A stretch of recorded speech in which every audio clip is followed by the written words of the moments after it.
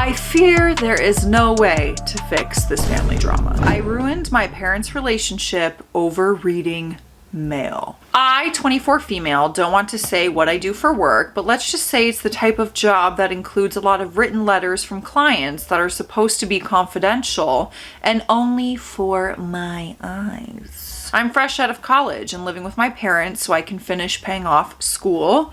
My work letters, of course, go to my parents' address since they live miles away from a post office, and driving to a P.O. box is a huge pain. The issue started with my father. Ever since high school, when I received mail, my dad would open it. Whenever I received Christmas or birthday cards in the mail with money in them, my dad would hand me the card and insist he'll keep the money safe for me until I demanded that he hand it over.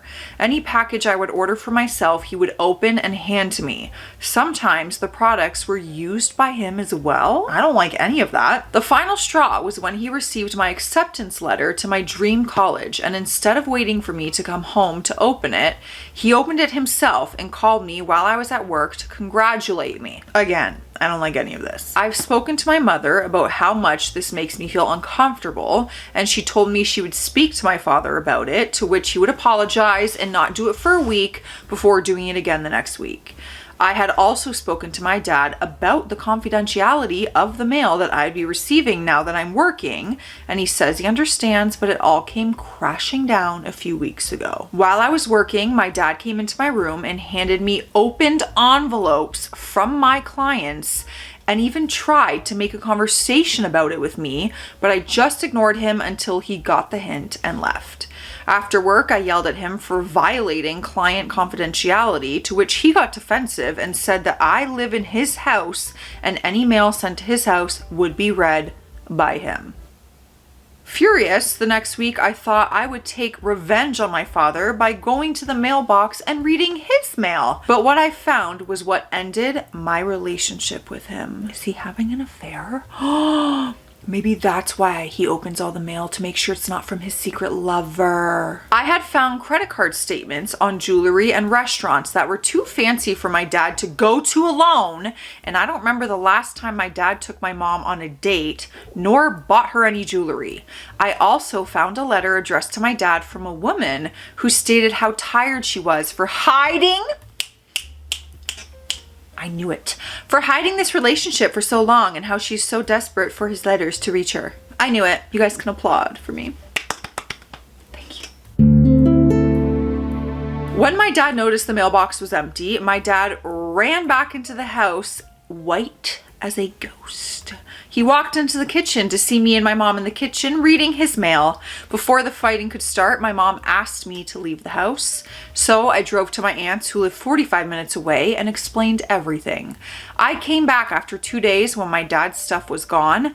My mom told me my dad's living in a hotel and that she will be in contact with a divorce attorney.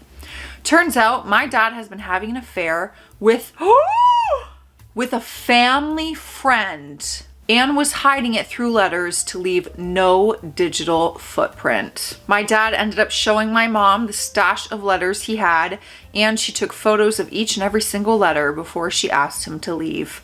I feel at fault because I at first wanted to be petty with my dad, but it unraveled into a huge event and made me think, no wonder he's been looking through my stuff. He was giving himself away.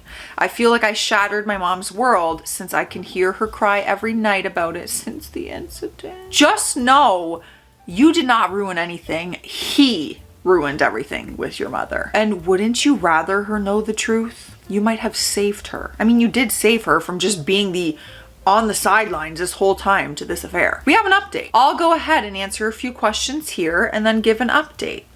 Number 1, was my dad using my money from the gifts to buy stuff for his mistress? Oh, I didn't even think of that. I guess you don't need to applaud for me, after all. I'm 50-50 on this answer. I received cards when I was young with money, and it was the same routine. Aunts and uncles would leave $100 per card, and my dad always gave them to me when I was younger.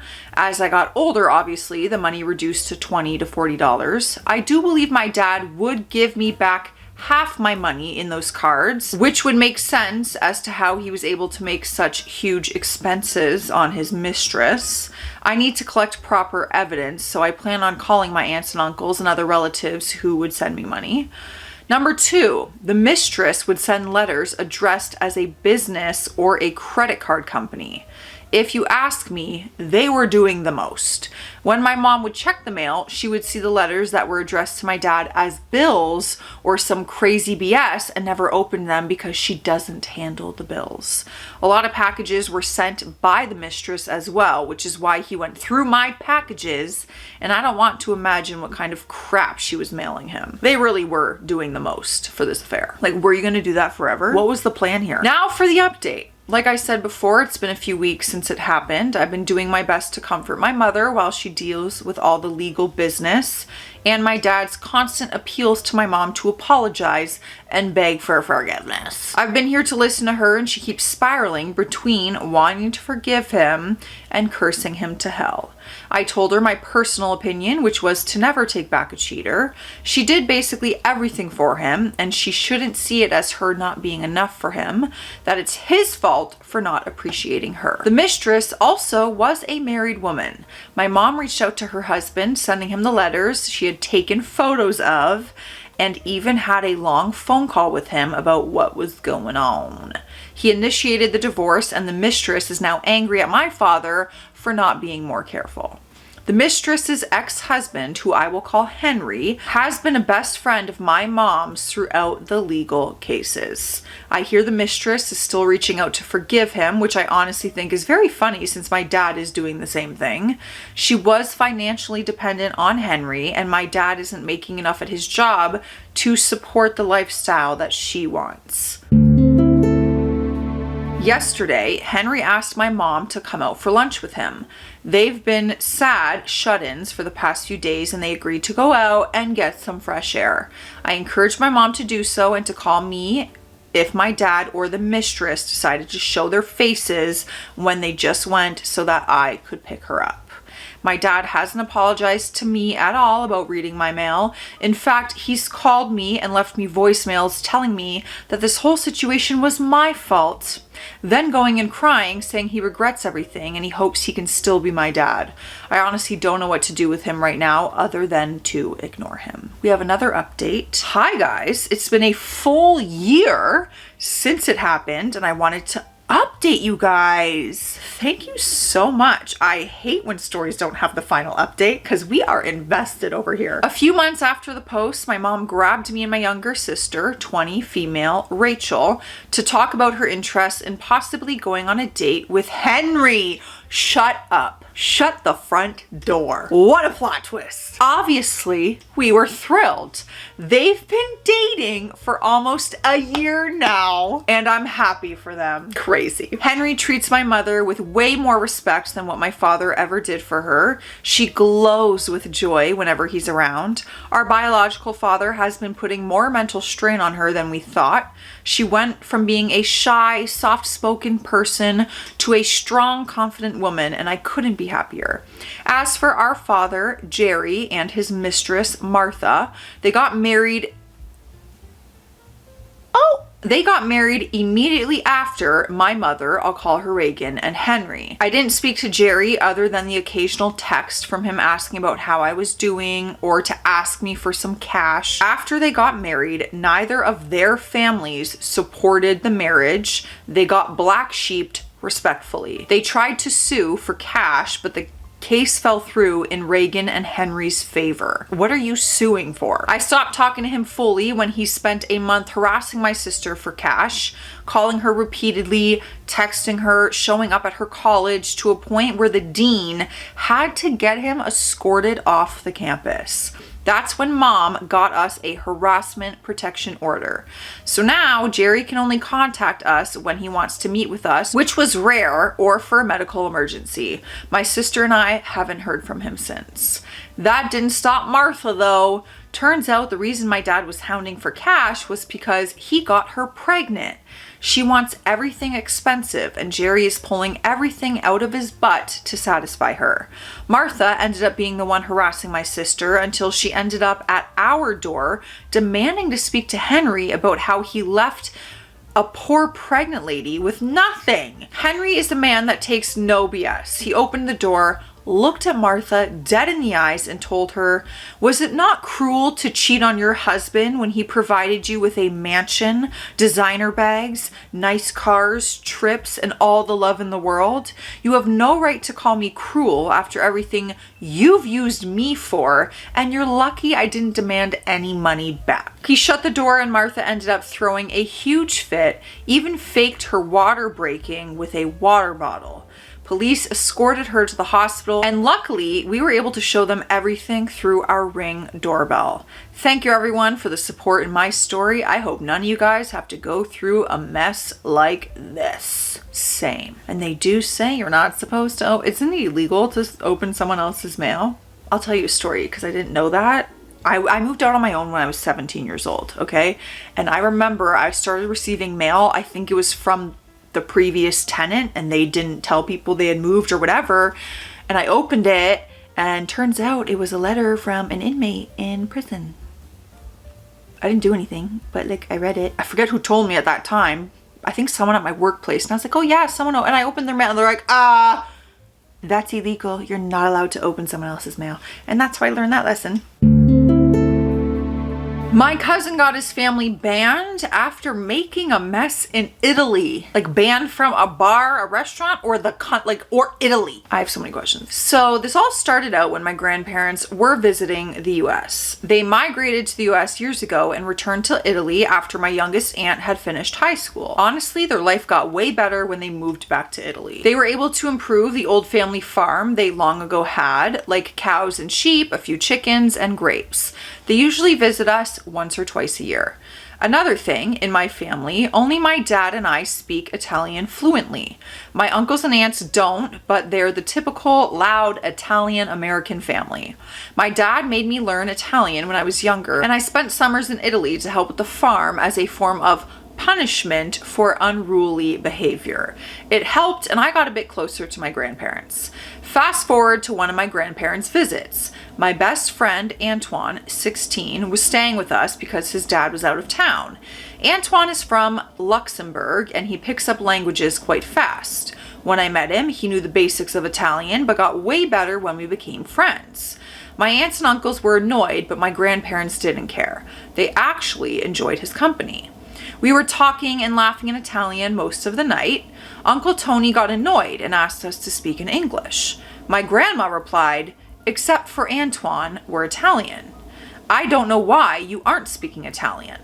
That shut him up. As the night was ending, my grandparents invited Antoine to stay at the farm for the summer, which I got genuinely excited for. Unfortunately, Uncle Tony got a whiff of it and started complaining why Antoine got invited, but never any of them. Grandpa replied with, "Family is welcome as long as you're willing to work." And he moved along. Fast forward to the end of junior year. Antoine was joining me for a month in Italy before he headed north to visit his own grandparents in Luxembourg.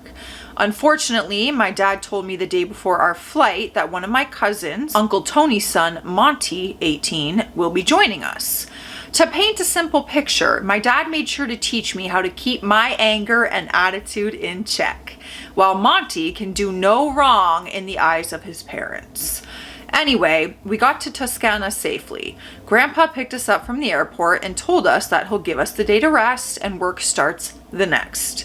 I said sure, but Monty started complaining how he doesn't need to work and that he's on vacation. Oh boy. My grandpa hit the brakes and looked at him with a stern look that I've grown up to know and fear. He said, "You are invited to the farm if you work. If you don't, you can find a different bed to sleep in at night." He was about to complain, but Grandpa just stared at him. He closed his mouth and Grandpa drove away. It was nice. The next day, Grandpa gives us our responsibilities. My usual responsibilities were making sure the livestock are out in the pastures and helping with the milking, feeding the chickens, while Monty's responsibility was to shovel manure and carry out the hay and feed. Antoine had nothing since he was a guest, but he said he would help around the house with cooking and cleaning and went with Grandma to do the shopping. Monty wasn't too happy with this deal and started complaining. I told him that was my chore when I first came here, so it makes sense why, but he still kept complaining about it. Usually our chores were done before lunch, so we get the afternoons to relax. However, Monty would wake up way later and would do his job slower so that he would have to continue after lunch a bit. He tried to say it was unfair that Antoine and I were relaxing and doing whatever we wanted, but he had to keep working. My grandpa got annoyed and said, "If you don't want to work, get off the farm." He tried to get my sympathy and I told him to F off and do his job. To be honest, his job, even though it has got to do with poo, he could do everything in 2 hours and have an earlier free day, but he's too spoiled and brain dead to think of it. I still helped before dinner to make sure the animals are accounted for, and even Antoine helped with cleaning dishes every meal. Also, we're not the only workers there. Grandpa has 3 other hired help when it comes to the grapes and animals, so we're not really doing everything. Around half or 2/3 of what a worker does. Anyway, he kind of got an easy task.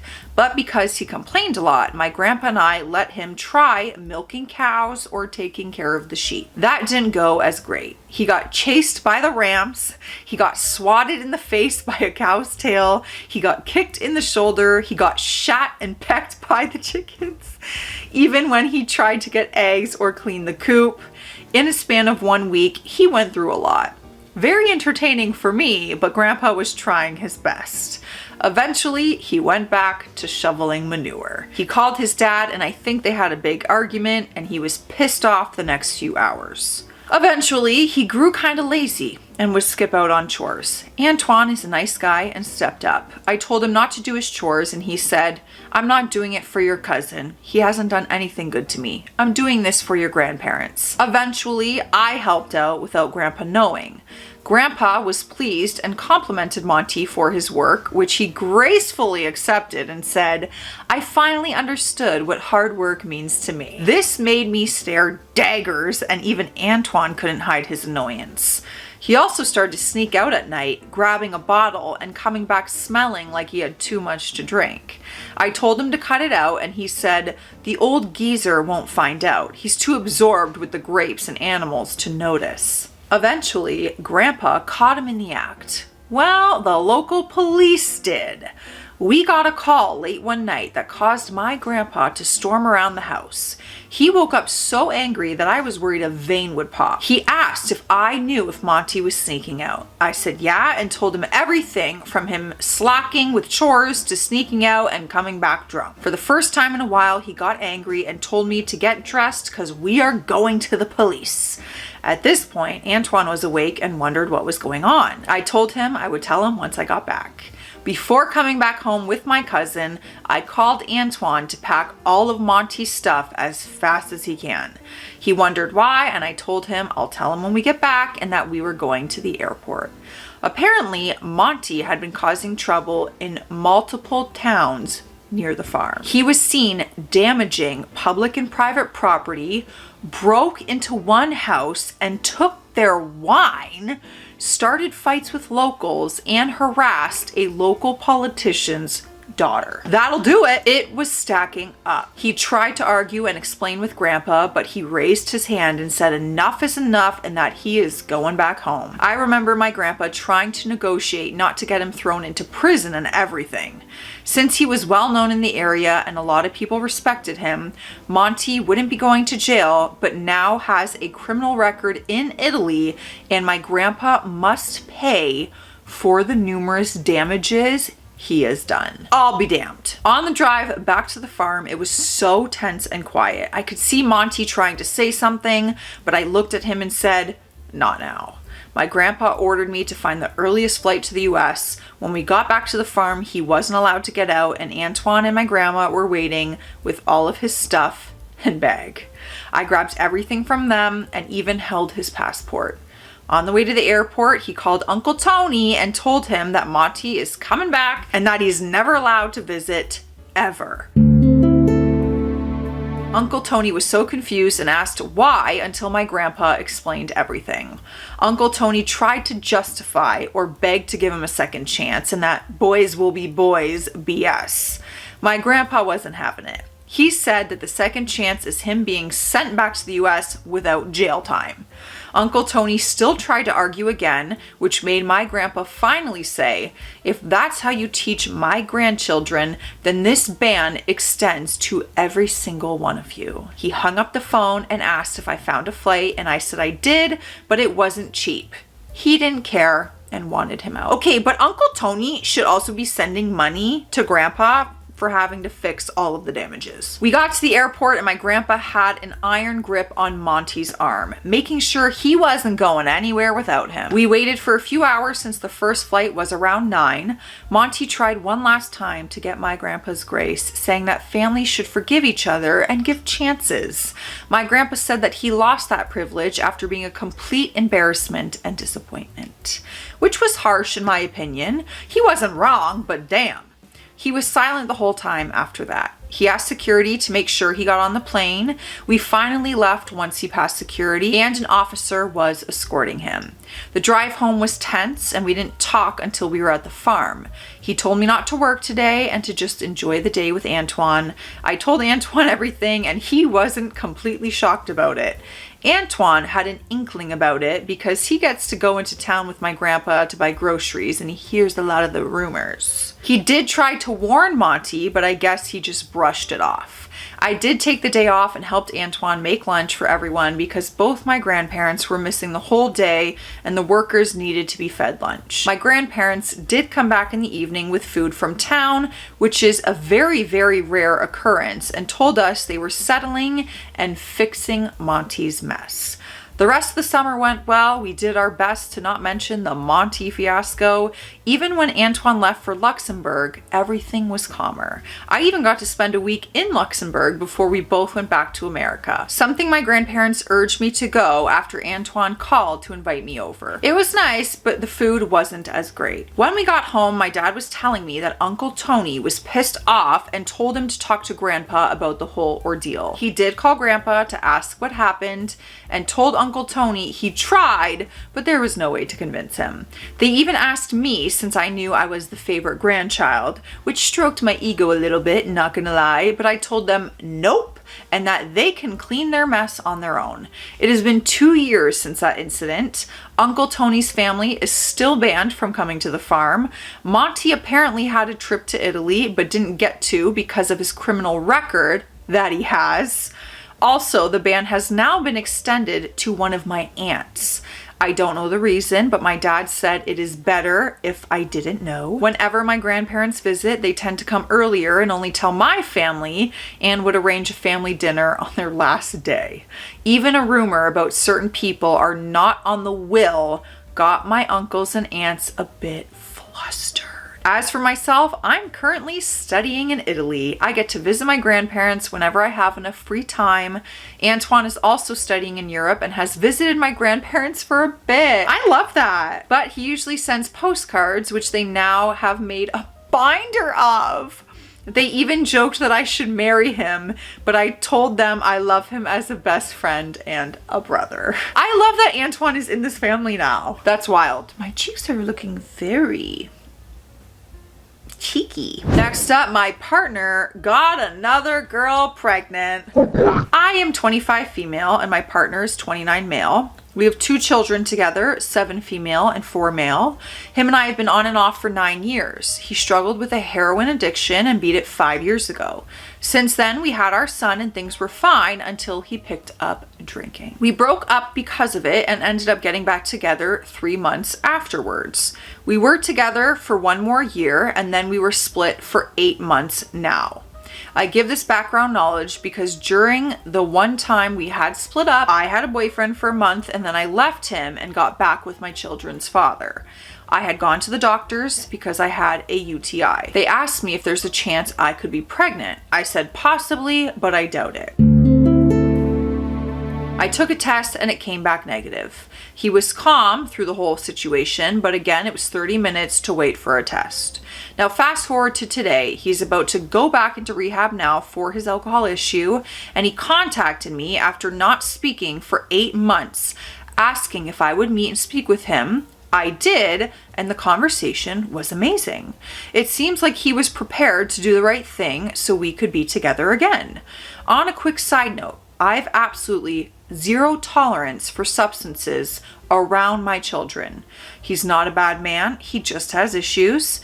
Anyways, the conversation went well. The next day, we spent the night together. Everything was amazing. Now, by the third day of us speaking, he drops this bombshell on me. He tells me that he was having regular hookups with this girl, 32 female, which isn't the part that is upsetting because we were split.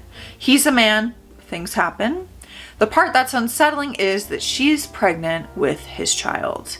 He was hysterical, telling me how he didn't want a child with her, and she doesn't want the child either, but it's the fact that it happened.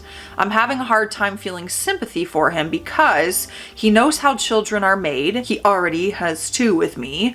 Why would he not be safe about things is beyond me. He blames it on the alcohol. He's begging me to stay in his life, and I do want to be in his life, but there's a slim chance that if she keeps this child, I will not be.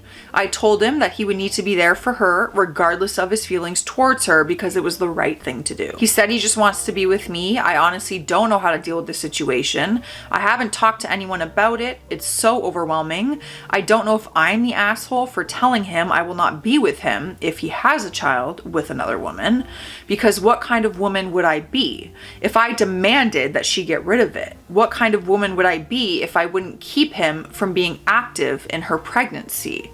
I feel like it's not my place to have a say-so in that situation. It's his and hers.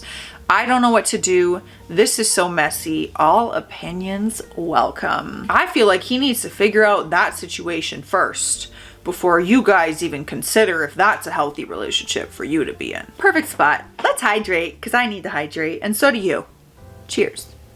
Family conflict, financial abuse, and betrayal, struggling emotionally and seeking support. Hi, I'm going through an incredibly tough situation with my family, and I'm seeking some support and advice on how to cope emotionally. Here is a brief overview of what's been happening. In 2022, my mom had a stroke and a heart attack. That hits close to home and that devastates me. And my sister took over as power of attorney for her. Shortly after, oh my God, my brother passed away, leaving me with some inheritance, which caused tension with my sister. You're a poor family already. This is just the first point of the story. Oh my God, I'm so sorry. My sister began withdrawing large sums of money from my mom's accounts, including a $25,000 withdrawal and another $15,000 one. She claims these were loans, but my mom has no memory of this. After I confronted my sister about the withdrawals, she became hostile, calling me just like my father and accusing me of caring only about my mom's money, not her well-being. She then blocked me from contacting my mom and started telling people that I was trying to take my mom's money. She also recorded my mom's speech to show that she was mentally incompetent. During a family gathering, my sister's partner leaned in and told me, if you don't give her half of that money, things are going to get ugly, which left me feeling manipulated and threatened. In addition to this, my sister went around telling people that I had ruined the family, calling me a backstabbing little bitch in front of others, and making sure my nieces and nephews knew that I was the villain in this situation.